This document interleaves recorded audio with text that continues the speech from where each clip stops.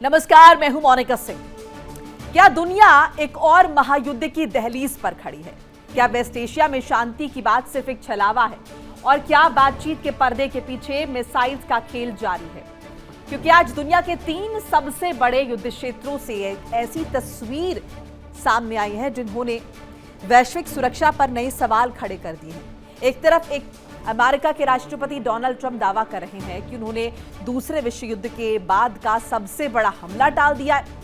Trump ने बताया कि हमला सेकेंड वर्ल्ड वॉर के बाद सबसे बड़ा हो सकता था, लेकिन सहयोगी देशों की मांग पर इसे टाल दिया गया है। वहीं अब ईरानी मीडिया ने ट्रंप के फैसले का मजाक उड़ाया है और इसे अमेरिका की कमजोरी बताया है। और इसी दावे के बीच होर्मुज में फिर से धमाका भी हो गया है। तेल टैंकर्स पर खतरा और समुद्र में बढ़ता सैन्य तनाव। ये सवाल पूछ रहा है कि क्या शांति की मेज सज रही है या जंग की नई पटकथा लिखी जा रही है? ऐसे में सवाल उठना लाजमी है कि क्या ये शांति की शुरुआत है या युद्ध से पहले का सबसे बड़ा छल? उधर इजरायल ने ईरान के परमाणु कार्यक्रम को खत्म करने का इरादा और ज्यादा आक्रामक कर दिया है। खबर है कि इजरायल ईरान के परमाणु ठिकानों पर अटैक करने की तैयारी कर रहा है। तो क्या अब अगला निशाना ईरान के एटमी ठिकाने होंगे? क्या पश्चिम एशिया परमाणु टकराव की तरफ बढ़ रहा है? और बड़ा सवाल ये कि क्या ईरान के परमाणु ठिकानों पर हमला करना इतना ज्यादा आसान है? और इसी बीच यूरोप से भी आई है महायुद्ध की सबसे बड़ी खबर। यूक्रेन ने रूस के भीतर बड़ा हमला बोल दिया है। कई रणनीतिक ठिकाने निशाने पर आए हैं। हालात ऐसे बने हैं कि कई इलाकों में आपातकाल जैसे कदम उठाने पड़े हैं। क्या ये रूस से बदले की सबसे बड़ी कार्रवाई है? और क्या पुतिन जवाब में और भी बड़ा हमला करेंगे? यानी एक साथ 3 मोर्चे सुलग रहे हैं। कहा जा रहा है कि डोनाल्ड ट्रंप डींगे मारते हैं। उनको एक डींगो करके संबोधित भी किया गया है। ये नई संज्ञा डोनाल्ड ट्रंप को दी गई है और कहा गया कि डोनाल्ड ट्रंप अक्सर इस तरह की डींगे मारते रहते हैं। उनके बयानों में, उनकी धमकियों में किसी भी तरह की कोई सच्चाई या फिर कहें कि सीरियसनेस जो है वो नहीं होती है, वो मिसिंग है। इसे लेकर डोनाल्ड ट्रंप पर निशाना साधा जा रहा है। डोनाल्ड ट्रंप ये कह रहे थे कि बहुत बड़ा हमला ईरान पर कर देंगे और कई हफ्तों से वो लगातार ये कह रहे हैं कि अब जो हमला होगा वो बहुत बड़ा अटैक होगा। इस हफ्ते ईरान पर इस तरह से हमले होंगे कि ईरान याद रखेगा। और उसके बाद इंतजार भी किया गया। ईरान भी अलर्ट मोड पर था। ईरान लगातार ये कह रहा है कि डोनाल्ड ट्रंप को जो अटैक करना है डोनाल्ड ट्रंप कर ले, अमेरिका वो अटैक कर ले, हम पूरे तरीके से तैयार हैं। रिटालिएट भी उसी भाषा में किया जाएगा। लेकिन फिर क्या हुआ? वो जो सबसे बड़े हमले का जिक्र यहां पर हो रहा था डोनाल्ड ट्रंप की तरफ से, उसे फिर डोनाल्ड ट्रंप ने ही टाल दिया। उन्होंने कहा कि यह हमला उन्होंने टाल दिया है। ये दावा डोनाल्ड ट्रंप ने किया और उन्होंने ये कहा कि ये टाला इसलिए गया है क्योंकि जो मिडिल ईस्ट के देश हैं, ईरान का भी जिक्र किया। एक बार फिर से बता दूं, उन्होंने कहा कि इन देशों ने अपील की है कि बस और अटैक्स नहीं होने चाहिए, जिस पर अब डोनाल्ड ट्रंप का मजाक उड़ रहा है। एक बार फिर से सवाल उठ रहे हैं डोनाल्ड ट्रंप की कथनी और करनी को लेकर। यह कहा जा रहा है कि जो कहते हैं वो करते कहां हैं। यानी कि कहा जा रहा है कि सिर्फ गरजने वाले बादल हैं डोनाल्ड ट्रंप, बरसने वाले नहीं। इस पर डिटेल में बात करेंगे, विस्तार से आपको बताएंगे। दूसरी बड़ी खबर जिस पर आज डिटेल में चर्चा होने वाली है, वर्ल्ड वॉर में वार्ता या धोखा, होर्मुज में धमाका। अब देखिए, डोनाल्ड ट्रंप ने जब यूटर्न लिया है और कहा है कि अब अटैक नहीं करेंगे, बातचीत जो है ईरान के साथ होगी, मेज पर आ रहे हैं दोनों पक्ष, बातचीत को लेकर अग्रसर हूं, बहुत पॉजिटिव हूं, डोनाल्ड ट्रंप कह रहे हैं। इतनी पॉजिटिविटी है और बातचीत होने ही वाली है। अब ये होर्मुज में जो धमाका हुआ है, इस धमाके के बाद भी क्या बातचीत होगी? धमाका किसने किया है इसे लेकर पुष्टि नहीं हुई है, लेकिन सूत्रों के हवाले से कहा जा रहा है कि ये अटैक जो है ये ईरान द्वारा किया गया है। जैसे कि ईरान लगातार कह रहा था कि होर्मुज स्ट्रेट से जो भी जहाज गुजरेंगे वो ईरान के बताए रास्ते से गुजरेंगे। अगर अमेरिका के बताए ऑल्टरनेटिव को चूज किया तो अंजाम भुगतना होगा। हम सिक्योरिटी इंश्योर नहीं कर सकते। इसी बात को लेकर तो नए सिरे से अटैक शुरू हुए थे। 60 दिनों की बातचीत के बाद जब नए सिरे से अटैक शुरू हुए थे तो इसी पॉइंट पर हुए थे कि होर्मुज में ईरान जहाजों को निशाना बना रहा है। अब ये जो होर्मुज में धमाका हुआ, इसके बाद क्या स्थिति होगी? क्या भी डोनाल्ड ट्रंप जो पॉजिटिव हैं और जो कह रहे हैं कि बातचीत होगी, क्या वो बातचीत होगी? इसीलिए हम कह रहे हैं कि वार्ता या धोखा। किस तरीके से देखें, दोनों ही पक्ष क्या वाकई में सीरियस हैं? अब अगर ईरान भी वाकई में अमेरिका के इतने दबाव में है और बातचीत के लिए आतुर है, तो फिर ये जो धमाका है ये क्यों किया गया है? अगर ईरान वाकई में बातचीत के लिए इतना अग्रसर है, क्यों? क्योंकि ऐसा लग रहा है हॉर्मुज़ में पूरे तरीके से ईरान का कंट्रोल है और ईरान किसी भी तरीके से दबाव में अमेरिका के नहीं आ रहा है। कम से कम मौजूदा घटनाक्रम और जो स्थितियां हैं वो तो इसी तरफ इशारा कर रही हैं। ये जो धमाका हुआ है इसकी जिम्मेदारी क्या ईरान द्वारा ली जाएगी और उसके बाद क्या इसके रिपरकशंस होंगे, ये देखना महत्वपूर्ण रहेगा। इस पर डिटेल में बात भी हम करेंगे। तीसरी बड़ी खबर आपको बता दें वर्ल्ड वॉर में, जिस पर हम बात करने वाले हैं, इजराइल का एटमी वॉर, ईरान पर प्रहार। अब देखिए, डोनाल्ड ट्रंप का तो पता नहीं, वो तो यू टर्न ले चुके हैं, लेकिन इजराइल लगातार ये कह रहा है कि वो ईरान पर अटैक करेगा।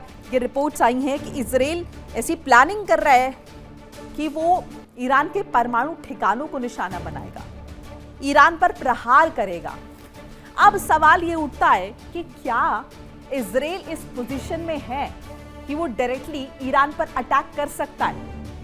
वो परमाणु ठिकाने जिसके बारे में अमेरिका की इंटेलिजेंस पता नहीं लगा पा रही है, उन ठिकानों के बारे में इजराइल जानकारियां इकट्ठी कर रहा है और इजराइल वहां तक पहुंच भी जाएगा और ईरान पर अटैक भी कर देगा।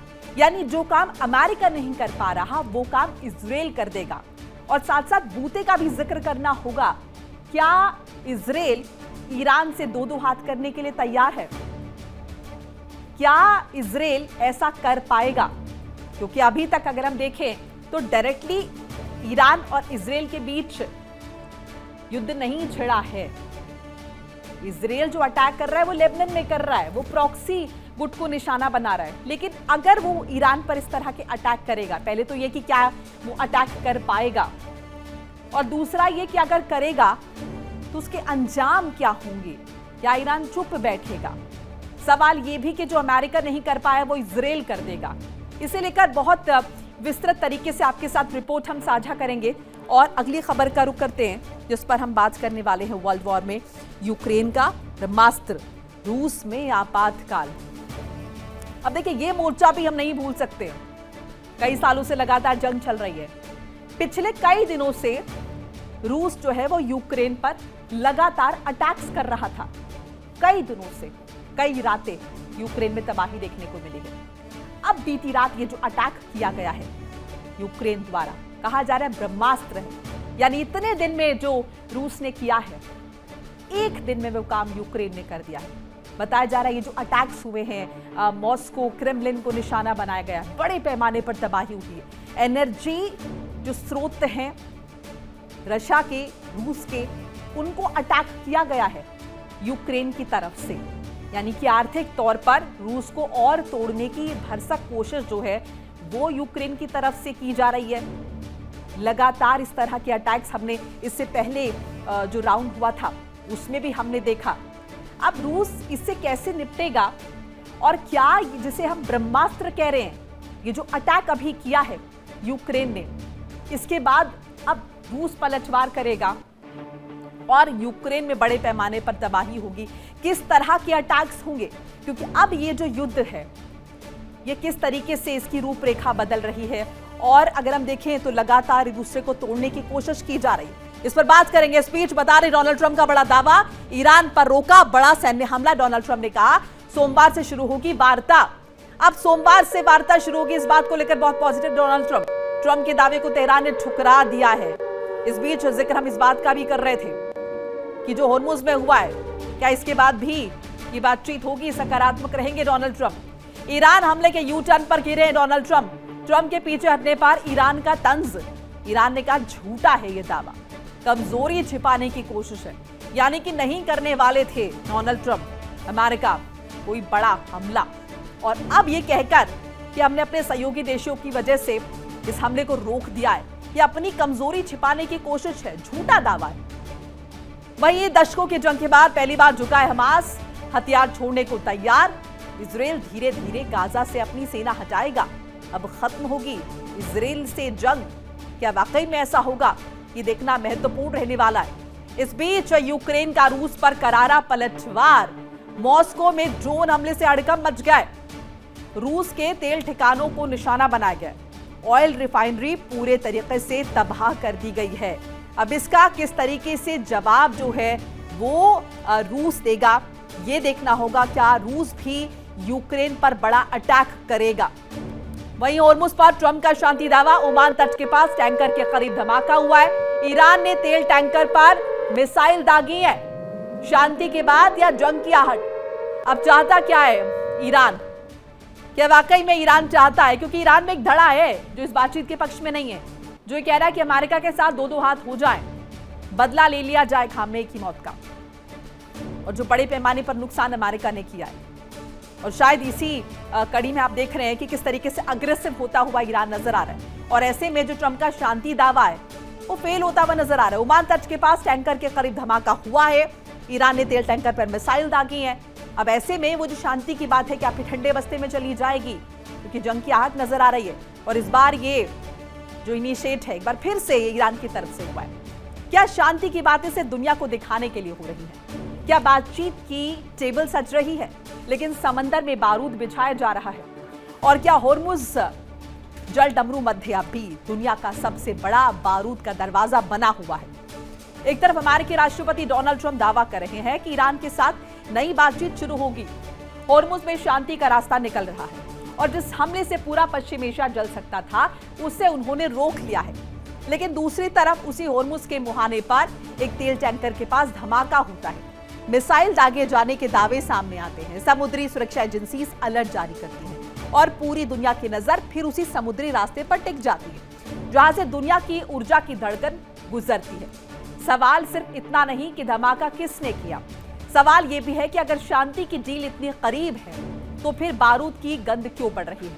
अगर बातचीत का रास्ता खुल रहा है तो मिसाइल्स का रास्ता कौन खोल रहा है? और अगर युद्ध टल गया है तो दुनिया फिर युद्ध जैसी बेचैनी क्यों महसूस कर रही है?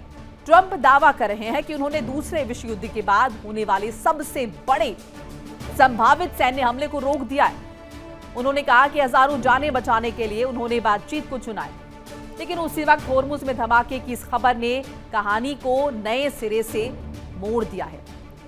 अब एक तरफ लग रहा है बातचीत जारी है, दबाव की राजनीति भी जारी है, कूटनीति भी चल रही है और सैन्य संदेश भी दिए जा रहे हैं। यही वजह है कि आज पूरी दुनिया एक सवाल पूछ रही है कि क्या होर्मुज में सचमुच शांति आने वाली है या फिर ये सिर्फ बड़े टकराव से पहले की खामोशी है। सवाल, क्या ट्रंप की शांति की डील कामयाब होगी?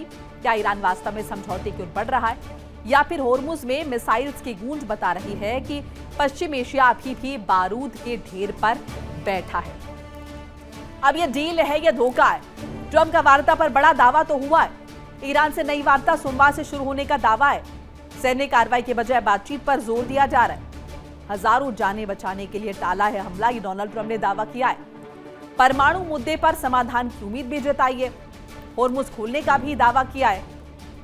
अब शांति की बात के बीच धमाके की खबर क्या कह रही है? ओमान तट के पास तेल टैंकर के करीब विस्फोट हुआ है। होर्मुज प्रवेश द्वार के पास हुई घटना। चालक दल सुरक्षित, यूकेएमटीओ ने जांच शुरू कर दी है। जहाजों को चौकस रहने की सलाह दी जा रही है। तेल टैंकर पर मिसाइल अटैक हुआ है। शुरुआती रिपोर्ट्स में आईआरजीसी पर आरोप, सिर क्षेत्र से क्रूज मिसाइल दागने का दावा किया जा रहा है। आधिकारिक पुष्टि अभी हम नहीं कर रहे हैं, इसकी ना हुई है, जांच अभी चल रही है, जांच जारी है। लेकिन इस घटना के बाद से तनाव बढ़ गया है। ईरान अभी भी सख्त है। होर्मुज मैनेजमेंट पर ओमान से बातचीत, नया शिपिंग रूट, और वहीं अंतिम चरण में पूरा जल डमरू मध्य खोलने से इनकार। सुरक्षा को प्रायोरिटी बताया जा रहा है, बातचीत चल रही है। लेकिन स्थिति आगे क्या होगी, आगे क्या नजर आता है? क्या ये वार्ता सफल होगी? क्या तनाव और बढ़ेगा? क्या तेल बाजार संभलेगा? और क्या सैन्य टकराव टल जाएगा? क्योंकि ये बड़ा सवाल है जो कि फिलहाल उठता हुआ नजर आ रहा है। क्योंकि जिस तरह की स्थितियां यहां पर बनी हुई हैं, ऐसे में लग नहीं रहा कि यहां पर शांति स्थापित होने वाली है। दक्षिण चीन सागर में चीन का बड़ा शक्ति प्रदर्शन। स्कारबोरो शोल के पास चीन की मेगा सैन्य ड्रिल। चीन की नौसेना और वायुसेना का संयुक्त युद्धाभ्यास। फिलीपींस के दावों के बीच ड्रैगन की आक्रामक चाल। विवादित समुद्री क्षेत्र में बढ़ा सैन्य तनाव। बीजिंग ने बढ़ाई सैन्य गतिविधियां, इलाके में हलचल है। समुद्र में जंगी जहाज, आसमान में लड़ाकू विमान। चीन का शक्ति प्रदर्शन है जिसकी वजह से इस पूरे इलाके में, पूरे क्षेत्र में टेंशन बढ़ गई है। दक्षिण चीन सागर में फिर से गरजा है ड्रैगन। एशिया प्रशांत में नई टकराव की आहट है। यह भी कहा जा रहा है कि एक तरफ अमेरिका इंगेज्ड है ईरान के साथ मिडिल ईस्ट में, और इसी का फायदा ड्रैगन उठा रहा है, अपने शक्ति प्रदर्शन कर रहा है। फिलीपींस के होश फाख्ता है क्योंकि ये जो विवादित क्षेत्र है जिससे लेकर हम बात कर रहे हैं, स्कारबोरो शोर, इस पर चीन अपना कब्जा कहें या फिर कहें कि चीन अपना आधिपत्य जताता रहा है, जमाता रहा है। हालांकि ये अंतर्राष्ट्रीय कानून के विरुद्ध है, लेकिन चीन नहीं मानता। बहरहाल वेस्ट एशिया एक बार फिर बारूद के ढेर पर खड़ा है। ड्रोन उड़ रहे हैं, मिसाइल्स दागी जा रही हैं, ऑयल फील्ड जल रहे हैं और दुनिया की सबसे महत्वपूर्ण ऊर्जा सप्लाई पर जंग का साया मंडरा रहा है। जिस टकराव को कुछ वक्त पहले थमता हुआ माना जा रहा था, वो पहले से ज्यादा खतरनाक रूप लेता दिखाई दे रहा है। एक तरफ अमेरिका है, दूसरी तरफ ईरान है, लेकिन इस बार लड़ाई से दो देशों के बीच नहीं है। इसकी चिंगारियां पूरे खाड़ी क्षेत्र को अपनी गिरफ्त में ले रही हैं। कुवैत के सैन्य ठिकाने, इराक के ऑयल फील्ड, जॉर्डन की सरहद, ओमान के समुद्री रास्ते और रेड सी में हूती विद्रोहियों की हलचल। हर दिशा से सिर्फ एक ही संदेश आ रहा है, वेस्ट एशिया फिर युद्ध की आग में झुलस रहा है। ईरान सिर्फ जवाब नहीं दे रहा, बल्कि उसने खुली चेतावनी जारी कर दी है। उसने उन तमाम ऑयल फील्ड, गैस टर्मिनल और एनर्जी हब की सूची सामने रख दी है जिन्हें वो अपना अगला निशाना बता रहा है। सऊदी अरब का धवार, अबकैक, हुराइस, यूए की रुवाइस रिफाइनरी, कतर का रास लाफान, कुवैत का बुर्गन और इजराइल के गैस फील्ड, यानी दुनिया की ऊर्जा व्यवस्था को झकझोर देने वाली पूरी सूची। उधर अमेरिका भी चुप नहीं बैठा है। रिपोर्ट्स कह रही हैं कि ईरान के पावर ग्रिड और ऑयल इंफ्रास्ट्रक्चर पर बड़े हमले की तैयारी चल रही है। यानी सवाल अब सिर्फ ये नहीं है कि अगली मिसाइल कहां गिरेगी, सवाल यह है कि क्या दुनिया एक ऐसे युद्ध की तरफ बढ़ रही है जिसकी कीमत पेट्रोल पंप से लेकर शेयर बाजार तक है, हर आम आदमी को चुकानी पड़ेगी। क्या खाड़ी के तेल ठिकाने अब अगला रण क्षेत्र बनने वाले हैं? क्या स्ट्रेट ऑफ हॉर्मुज और रेड सी पूरी दुनिया की सबसे बड़ी चिंता बनने जा रहे हैं? क्या ट्रंप की धमकी अब निर्णायक सैन्य कार्रवाई में बदलने वाली है, या फिर ईरान का पलटवार पूरे इलाके को ऐसी आग में झोंक देगा जिसे बुझाना किसी के बस में नहीं होगा? ड्रोन बनाम एयर डिफेंस, मिसाइल बनाम मिसाइल, तेल बनाम ताकत और सुपर पावर बनाम प्रतिरोध। ऐसे में कहना गलत नहीं होगा कि वेस्ट एशिया में अब सिर्फ गोलियां नहीं चल रही, बल्कि दुनिया की अर्थव्यवस्था, ऊर्जा सुरक्षा और वैश्विक शांति भी दांव पर लगी हुई है। जाहिर है ड्रोन बरसे हैं, तेल जलाए, वेस्ट एशिया फिर से सुलगाए। वेस्ट एशिया में फिर से जंग भड़की है। ड्रोन, मिसाइल और एयर स्ट्राइक से तनाव बढ़ा हुआ है। अमेरिका, ईरान आमने सामने आकर खड़े हो गए हैं। खाड़ी देशों पर खतरा बढ़ गया है और इसीलिए पूरी दुनिया की जो निगाहें हैं, जो नजरें हैं, वो पश्चिम एशिया पर बनी हुई हैं। अब अगर हम ईरान के पलटवार की बात करते हैं तो कुवैत में अमेरिकी ठिकाने निशाने पर हैं। कैंप उदेरी पर हमला हुआ है, बुबियन द्वीप को निशाना बनाया गया है। अली अल सलीम एयरबेस पर अटैक हुआ है। Air defence system high alert mode पर है। अब ऐसे में ईरान की नई रणनीति क्या है? सिर्फ सैन्य ठिकाने नहीं, अब तेल भी निशाने पर है, ऑयल फील्ड पर ड्रोन अटैक। इसके साथ साथ गैस इंफ्रास्ट्रक्चर भी खतरे में, रिफाइनरीज को टारगेट बनाए, ऊर्जा आपूर्ति पर भी संकट मंडरा है। इराक में तबाही का मंजर देखने को मिला, ऑयल फील्ड में भीषण हमला, अल अहदाब ऑयल फील्ड पर ड्रोन अटैक, रिफाइनरी में आग लगी है, भीषण आग लगी है, एरबिल ऑयल डिपो में धमाका हुआ है, शमामिक रिफाइनरी को भारी नुकसान पहुंचा है।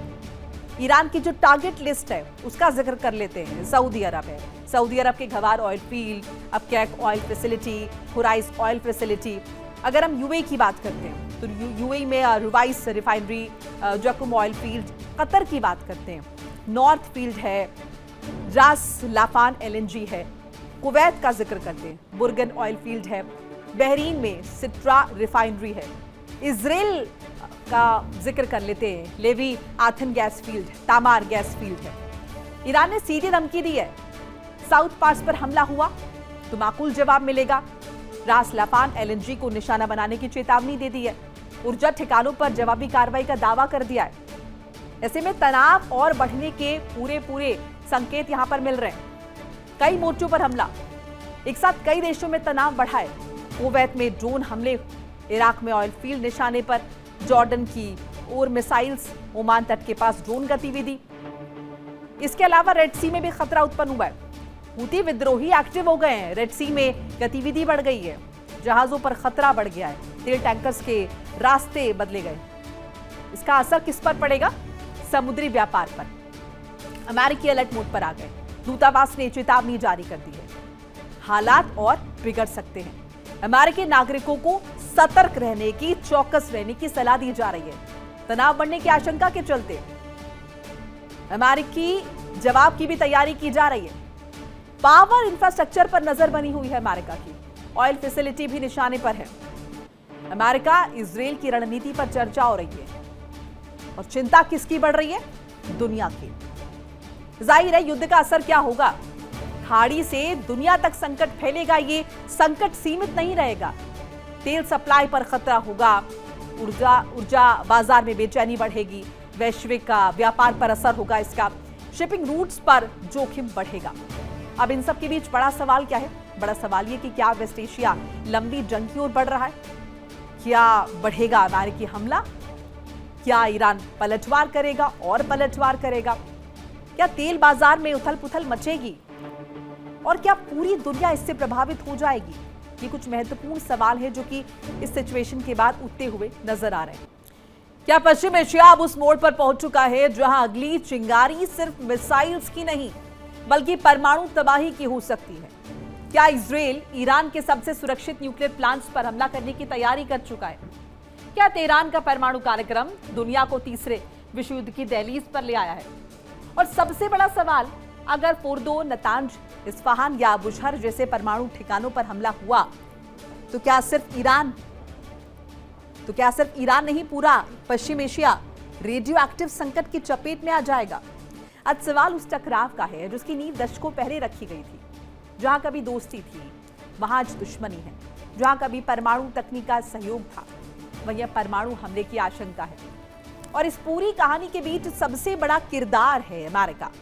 जी हां, जिस अमेरिका ने कभी ईरान के परमाणु कार्यक्रम की शुरुआत में मदद की, आज वही अमेरिका ईरान को परमाणु ताकत बनने से रोकने के लिए हर मोर्चे पर खड़ा दिखाई देता है। इजराइल का कहना है अगर ईरान परमाणु हथियार हासिल कर लेता है तो सिर्फ इजराइल ही नहीं पूरी दुनिया की सुरक्षा खतरे में पड़ जाएगी। वहीं ईरान कहता है उसका परमाणु कार्यक्रम शांतिपूर्ण उद्देश्यों के लिए है। लेकिन सवाल यह है, अगर सब कुछ शांतिपूर्ण है तो फिर यूरेनियम को इतने ऊंचे स्तर तक समृद्ध क्यों किया जा रहा है? अगर परमाणु बम नहीं बन रहा तो दुनिया की सबसे बड़ी खुफिया एजेंसीज लगातार चेतावनी क्यों दे रही हैं? और अगर इजराइल को इतना बड़ा खतरा महसूस हो रहा है तो क्या वो एक बार फिर वही इतिहास दोहराने जा रहा है जो उसने इराक और सीरिया में दोहराया था? साल 1981 इराक का ओसिराक न्यूक्लियर रिएक्टर, इजरायली लड़ाकू विमान पहुंचे और कुछ ही मिनटों में पूरा परमाणु प्रोजेक्ट मलबे में बदल गया। फिर आया साल 2007, सीरिया का गुप्त परमाणु ठिकाना, इजराइल ने हमला किया और दुनिया को तब पता चला जब सब कुछ खत्म हो चुका था। यानी इजराइल इंतजार करने में विश्वास नहीं रखता है। अगर उसे लगता है कि दुश्मन परमाणु ताकत बनने वाला है तो वो पहले हमला करने की नीति अपनाता है। लेकिन इस बार मुकाबला इराक या सीरिया नहीं, ईरान है। एक ऐसा देश जिसने अपने कई परमाणु ठिकाने पहाड़ों के भीतर बनाए हैं, जिन्हें दुनिया के सबसे सुरक्षित और मजबूत परमाणु परिसर में गिना जाता है। इस पूरी कहानी का सबसे दिलचस्प सवाल अभी बाकी है। जिस ईरान को कभी इजराइल पश्चिम एशिया का सहयोगी मानता था, वो सबसे बड़ा दुश्मन कैसे बन गया? जिस अमेरिका ने कभी ईरान को परमाणु तकनीक दी, वही आज उसे रोकने के लिए प्रतिबंधों और दबाव की राजनीति क्यों कर रहा है? क्या ये सिर्फ परमाणु कार्यक्रम की लड़ाई है या पश्चिम एशिया में ताकत की सबसे बड़ी जंग? क्या इजराइल वाकई ईरान के न्यूक्लियर प्लांट्स पर हमला करेगा? अगर हमला हुआ तो क्या ईरान सिर्फ मिसाइल से जवाब देगा या फिर पूरा पश्चिम एशिया ऐसी आग में झोंक दिया जाएगा? आज हम आपको बताएंगे, दोस्ती से दुश्मनी तक की पूरी कहानी, ईरान के परमाणु कार्यक्रम का इतिहास, अमेरिका की भूमिका, इजरायल की रणनीति और वो हर कारण जिसकी वजह से पूरी दुनिया की धड़कनें तेज हो चुकी हैं। क्योंकि सवाल सिर्फ एक है कि अगला निशाना होगा ईरान का न्यूक्लियर प्लांट, या बच जाएगी दुनिया एक और परमाणु संकट से। इजरायल का एटमी ऑपरेशन, क्या खत्म होगा ईरान का न्यूक्लियर मिशन? ईरान इजरायल तनाव चरम पर है। मिसाइल और ड्रोन हमलों के बाद हालात गंभीर है। इजरायल ने जवाबी कार्रवाई की चेतावनी दी है। दुनिया को परमाणु संघर्ष का डर इस बीच सता रहा है। अब दोस्ती से दुश्मनी तक की कहानी जरा समझाते हैं। 1979 से पहले ईरान इजरायल के अच्छे संबंध थे। शाह के दौर में दोनों देशों में सहयोग था। अमेरिका दोनों का साझेदार था। फिर हुआ क्या बदला? 1979 की इस्लामिक क्रांति, अयातुल्लाह शासन आने के बाद नीति बदली। इजरायल को दुश्मन घोषित कर दिया गया। अब इसमें अमेरिका की भूमिका क्या थी? अमेरिका ने शाह शासन का समर्थन किया। शुरुआती परमाणु कार्यक्रम में पश्चिमी सहयोग। क्रांति के बाद अमेरिका ईरान के रिश्ते बिगड़ने लगे। प्रतिबंध और टकराव बढ़ता गया। ईरान का परमाणु कार्यक्रम बिजली उत्पादन के नाम पर शुरुआत हुई। यूरेनियम संवर्धन लगातार बढ़ता गया। कई परमाणु केंद्र विकसित हो गए। पश्चिमी देशों को हथियार बनने की आशंका लगने लगी। ईरान के प्रमुख न्यूक्लियर प्लांट का अगर हम जिक्र करते हैं तो फोर्दो, नतांज, इस्फहान, बुशहर, खुदाम, जिसे अराक भी कहते हैं। अब ऐसे में इजरायल चिंतित क्यों है? जरा इजरायल की बात करना भी महत्वपूर्ण हो जाता है। परमाणु हथियार बनने का डर है इजरायल को। ईरान की बैलिस्टिक मिसाइल क्षमता का डर है। इजरायल की सुरक्षा सबसे बड़ी चिंता है। क्षेत्रीय शक्ति संतुलन बदलने की आशंका है। इसीलिए नेतन्याहू का यह संदेश है कि ईरान ने भारी गलती की है। हम पर हमला होगा तो जवाब मिलेगा। जो हमला करेगा उसे कीमत चुकानी होगी। ईरान ने क्या आरोप लगाया? ईरान का कहना है कि मोसाद पर वैज्ञानिकों की हत्या का आरोप है। साइबर हमलों के भी आरोप हैं। परमाणु कार्यक्रम रोकने की साजिश का दावा है। ईरान ने आरोपों के बाद कार्यक्रम और तेज किया। अब अगर इजरायल के रिकॉर्ड की हम बात करते हैं तो ऑपरेशन इराक 1981 में हुआ। इराक का परमाणु रिएक्टर तबाह। ऑपरेशन ऑर्चर्ड का जिक्र करते 2007 में सीरिया का परमाणु ठिकाना नष्ट किया गया। लेकिन ईरान पर हमला आसान नहीं है। क्यों नहीं है? परमाणु केंद्र कई जगह फैले हुए हैं ईरान में। कई ठिकाने तो भूमिगत हैं। भारी सुरक्षा व्यवस्था है। लंबी दूरी का सैन्य अभियान है। बड़ा सवाल क्या खड़ा होता है? क्या इजरायल करेगा ये स्ट्राइक? क्या ईरान देगा बड़ा जवाब? क्या अमेरिका इसमें शामिल होगा? क्या कूटनीति टाल पाएगी ये टकराव जिसके आसार बनते हुए फिलहाल नजर आ रहे हैं? क्या स्थिति बनने वाली है? ये देखना महत्वपूर्ण रहेगा। फिलहाल आज के लिए वर्ल्ड वॉर में इतना ही। देखिए इंडिया डेली 24/7 अब आपके स्मार्ट टीवी पर। इंडिया डेली मौजूद है सभी डिजिटल प्लेटफॉर्म पर लाइव और लगातार।